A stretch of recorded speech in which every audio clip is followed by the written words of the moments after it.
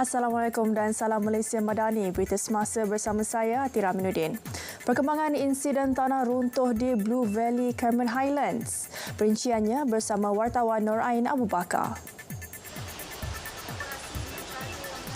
Baik, perkembangan semasa ketika ini untuk insiden tanah runtuh di Blue Valley, Kampung Raja, Cameron Highlands. Operasi mencari dan menyelamat baki 3 lagi mangsa masih diteruskan.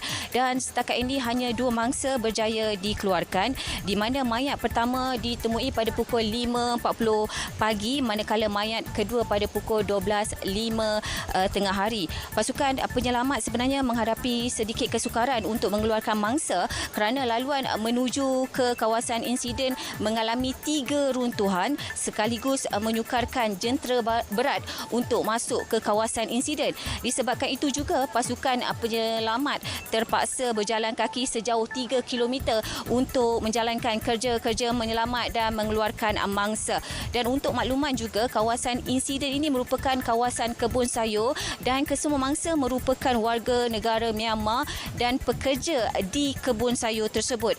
Cuaca ketika ini juga masih lagi mendung, namun Ketua Polis Daerah Cameron Highlands, Deputi Superintendent Azri Ramli memaklumkan operasi akan diteruskan bergantung kepada keadaan semasa. Sementara itu, penolong pengarah operasi Jabatan Bomba dan Penyelamat Malaysia Pahang iaitu Ismail Abdul Ghani memaklumkan operasi mencari dan menyelamat dibahagikan kepada 4 sektor.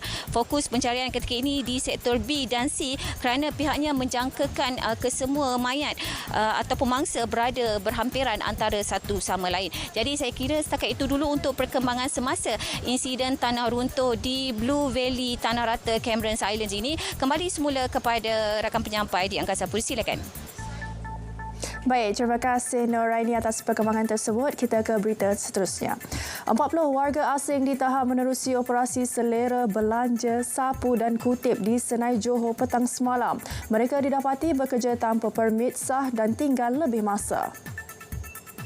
Pengarah Jabatan Imigresen Johor, Baharudin Tahir berkata, kesemua ditahan berusia 19 hingga 57 tahun. Tangkapan melibatkan 21 lelaki dan 19 wanita dari Indonesia, Bangladesh, Myanmar, Pakistan, India dan Nepal. 5 notis hadir ke pejabat juga dikeluarkan kepada majikan bagi membantu siasatan. Kes disiasat mengikut Seksyen 6-1-C, Seksyen 15-1-C Akta Imigresen 1959-63, Akta 1155 dan Peraturan-Peraturan Imigresen 1963. Manakala seorang wanita warga Myanmar ditahan mengikut Seksyen 55E Akta Imigresen 1959-63, Akta 155 kerana membenarkan parti berada di dalam premis.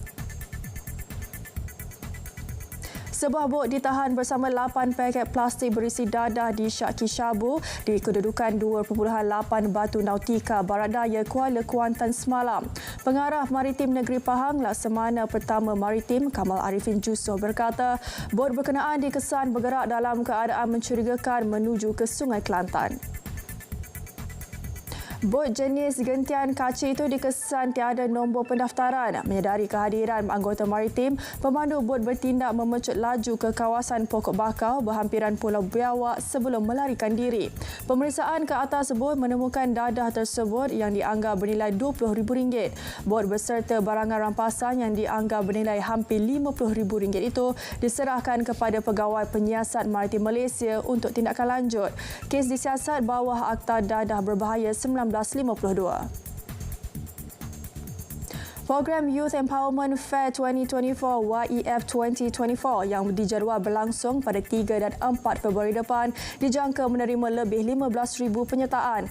Patron YEF 2024 Muhammad Kamil Abdul Munim berkata, program itu bakal memperkasa golongan belia dalam aspek pendidikan, kerjaya dan keusahawanan. Golongan belia. Dan kali ini kita menawarkan segmen yang lebih besar. Kalau cakap tentang soal forum dan juga wacana, itu lebih daripada 20 forum yang akan disediakan supaya kita dapat memberikan ruang kepada golongan belia untuk berinteraksi secara langsung dengan tokoh-tokoh yang kita bawa sama ada daripada pihak kerajaan dan juga pihak swasta. Dan kita Sekian berita dari Sungai ke Segara, Palestin pasti merdeka. Malaysia Madani, tekad perpaduan penuhi harapan.